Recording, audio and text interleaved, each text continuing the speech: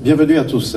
Sommes-nous sur une planète en danger? Oui, selon le GIEC. Le groupe d'experts intergouvernemental sur l'évolution du climat tire la sonnette d'alarme. Le monde devra engager des transformations rapides et sans précédent s'il veut limiter le réchauffement climatique à 1,5 degré Celsius.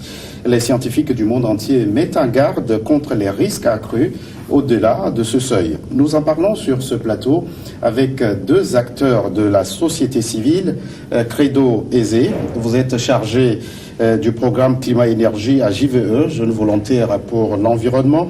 Et puis Roland Diatoubé Aziaka, vous êtes journaliste, directrice d'Éco-Conscience TV, représentante région Afrique du panel de la société civile à la Convention des Nations Unies sur la lutte contre la désertification. Vous avez plutôt plusieurs casquettes. Chers invités, merci d'avoir répondu à notre invitation. Merci. Honneur aux femmes. Madame Aziaka, avant de répondre à nos préoccupations, je vais d'abord vous inviter à suivre cette intervention de deux scientifiques du GIEC. C'était le 8 octobre 2018 à Incheon, en Corée du Sud.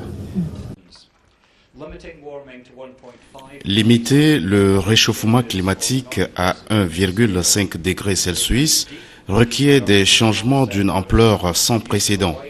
Ça signifie des réductions importantes des émissions dans tous les secteurs, l'utilisation d'un large éventail de technologies, des changements de comportement et une hausse significative des investissements dans les options à faible émission de carbone.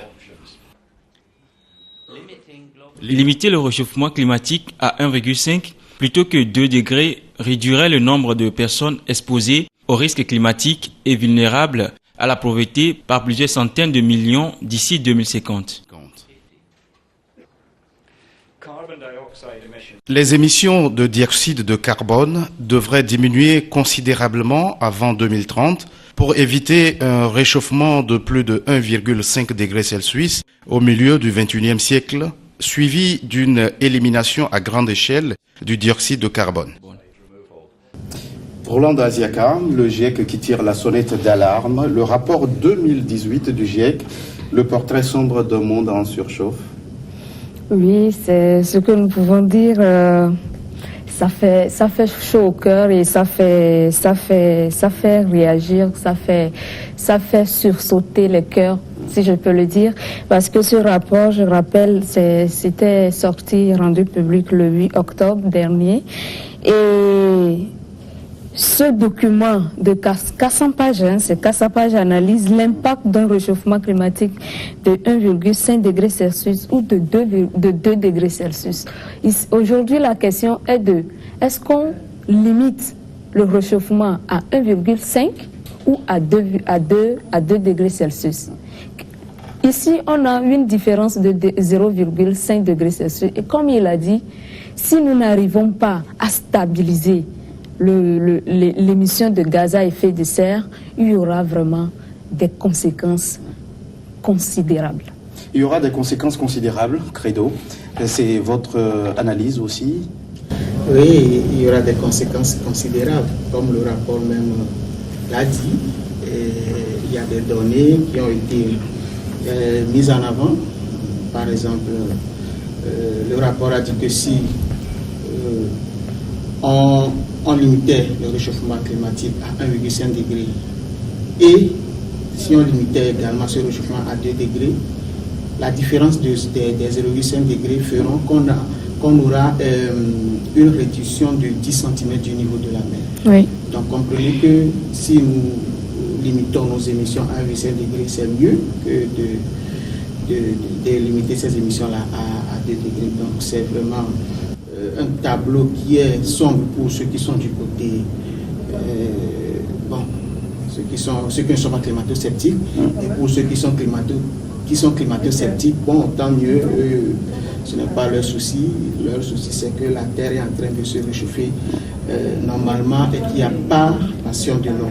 Mais pour nous qui sommes du côté du climat, qui ressentons ce phénomène-là, en fait, ce que nous ressentons aujourd'hui, on n'a même plus besoin des études pour l'affirmer. Les conséquences sont là, nous sommes en train de les voir tous les jours actuellement. Donc, je me dis que vraiment ce rapport est le bienvenu pour situer vraiment tout le monde face à cette responsabilité-là que nous avons de préserver notre planète. Alors, Roland, faut-il conclure que les choses s'empirent aujourd'hui plus qu'elles l'ont été par le passé? Oui, bien sûr, ça s'empire, les choses s'empirent. Et il faut des actions. Et les activistes que nous sommes, nous attirons bien, nous alertons les décideurs. Et ce rapport, je suis sûre, c'est un rapport qui va être un rapport qui va booster les choses lors de la 24e conférence des partis, cette année qui aura bientôt en décembre en Pologne. Et là, je parle de la COP 24. Et ce rapport, c'est vraiment important et les experts même l'ont dit, ils l'ont déjà publié, ils mettent les décideurs devant le fait accompli. Il faut maintenant chacun laisser les intérêts personnels de côté et penser réellement à la santé de la planète. Et là, si nous voulons arriver à stagner ou bien à stabiliser à 1,5 degré Celsius, il nous faut aller vers la neutralité en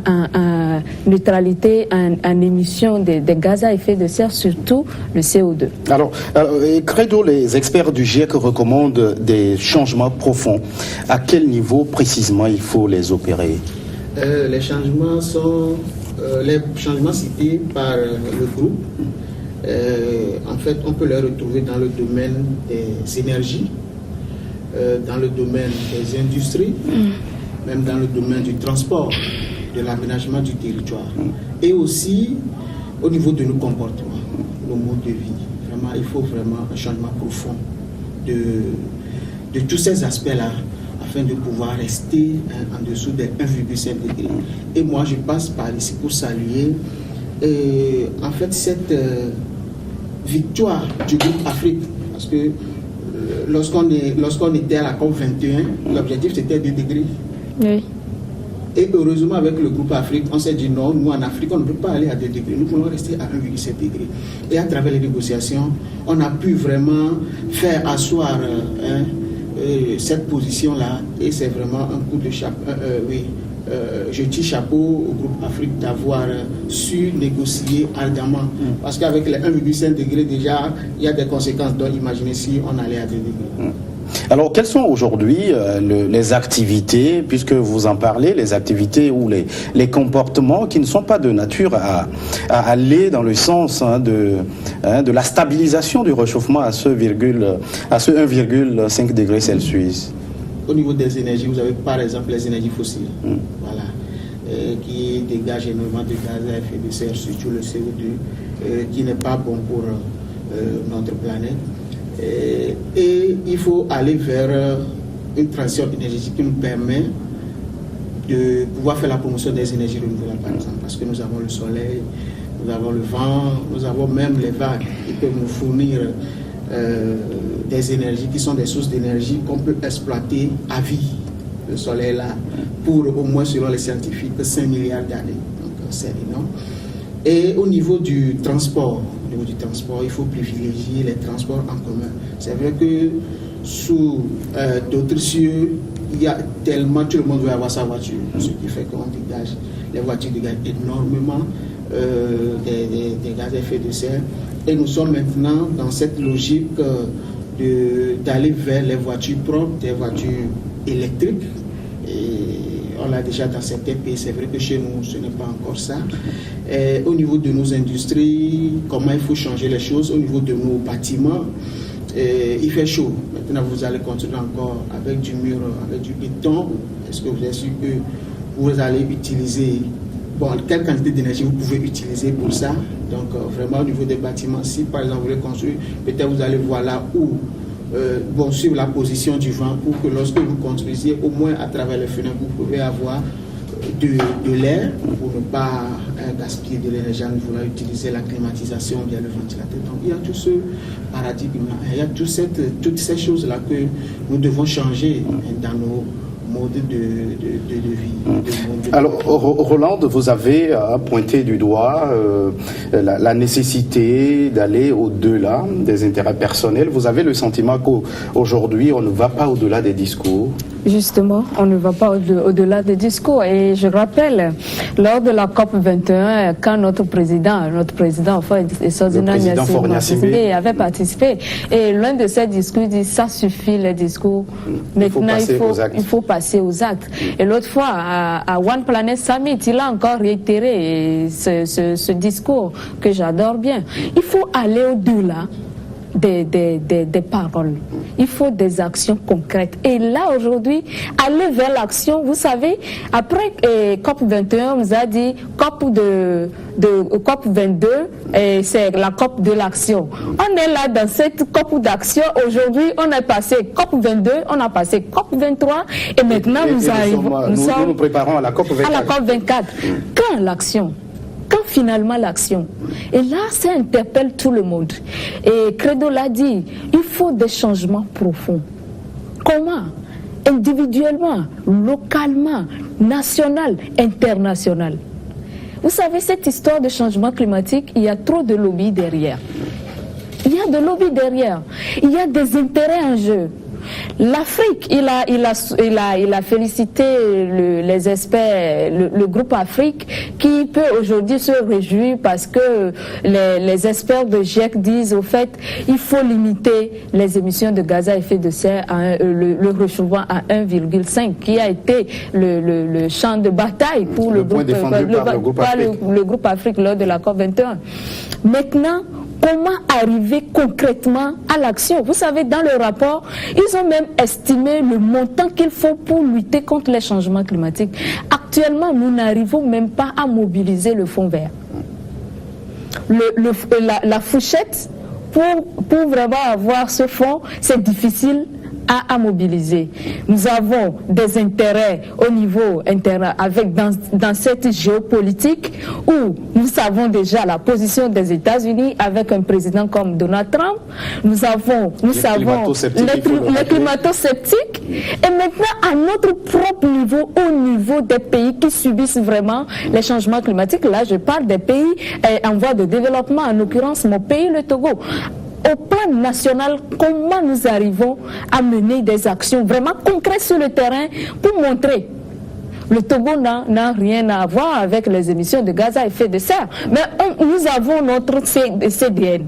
Alors justement, au niveau de ces CDN-là, est-ce que la réalisation des engagements actuels dans le cadre de l'accord de Paris tel que présenté dans les CDN peut-elle suffire à limiter ce réchauffement climatique à 1,5 degré Celsius?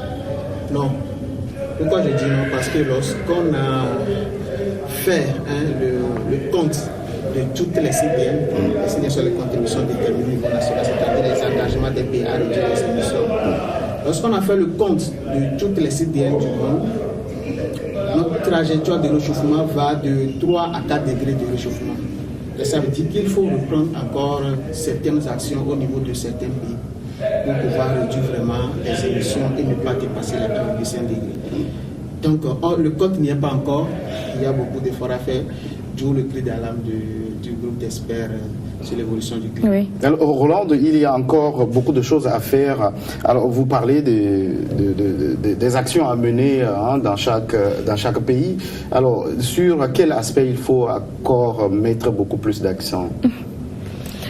Mettre l'accent, c'est d'éveiller réellement la conscience des gens. C'est de dire, arrêtons de jouer. Et vous, acteurs de la société civile, comment jouez-vous votre Vous savez, même la société civile est pourrie. Excusez-moi, parce que nous n'arrivons pas à faire notre part de responsabilité. Et comment vous l'expliquez? Je l'explique. Si nous voulons, nous sommes des activistes, nous avons des projets, menons à bien les projets.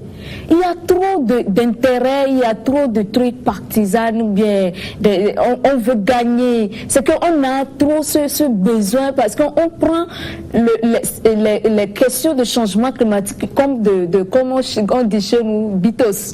On se fait de l'argent de la... couverture. Voilà, on se fait du business avec... la réalité est là. Regardez, prenons juste le Togo. Actuellement, il fait très chaud au nord, mais actuellement à Lomé, il y a le changement du climat. Maintenant, si nous sommes engagés à faire le travail, faisons le travail bien. Arrêtons de jouer avec cette histoire très capitale qui met la santé de toute une planète en danger. Credo, comment faire prendre conscience aux populations vers lesquelles vous, acteurs de la société civile, vous allez face à ce drame de changement climatique? La première des choses, je crois, c'est de faire la sensibilisation parce que c'est vrai, nos parents, dans les coins reculés, ils perçoivent les changements mais ils ne savent pas ce que c'est. Ils ne peuvent pas l'expliquer. Donc c'est à nous d'aller leur dire ce que c'est, de les sensibiliser. Et après les sensibilisations, nous pouvons passer aux actes parce qu'il y a des méthodes d'adaptation. Parce que nous sommes déjà dedans. Donc si par exemple on veut revenir à la situation avant l'industrialisation, il y aura beaucoup de temps qui va passer.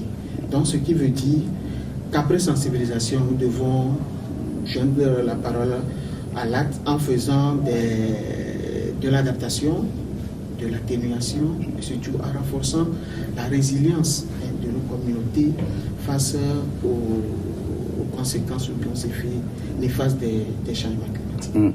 Alors et tout ça, Roland, oui. Il faut de l'argent. Est-ce qu'il faut attendre de l'argent pour agir? Non, parce que j'ai dit, et même le Fonds vert, tout, nos gouvernements font déjà des efforts sans forcément attendre le Fonds vert du climat ou bien, oui, il y a des mécanismes qui sont là. Maintenant, c'est notre manière de mobiliser nos ressources internes pour y faire face. Si il y a des inondations dues au changement climatique à Lomé, c'est la population qui subit plus et c'est l'État qui est le premier responsable. Avant même on va en parler et va aller voir les gens de UNCC et voilà, de changement climatique et tout. Voilà. Donc c'est notre première responsabilité. Moi je crois que nous devons en faire notre première lutte. Et s'il y a les soutiens qui viennent s'ajouter, nous arrivons à mobiliser nous-mêmes nos ressources. C'est ça nous pouvons dire. Mais si nous mobilisons, il faut que quand nous mettons en place les actions, il faut que ça soit vraiment bien coordonné et qu'il n'y a pas de détournement. Alors, engager des transformations rapides et sans précédent pour limiter le réchauffement climatique. Chers invités, nous allons marquer une toute petite pause, le temps d'une nouvelle édition du journal sur votre chaîne.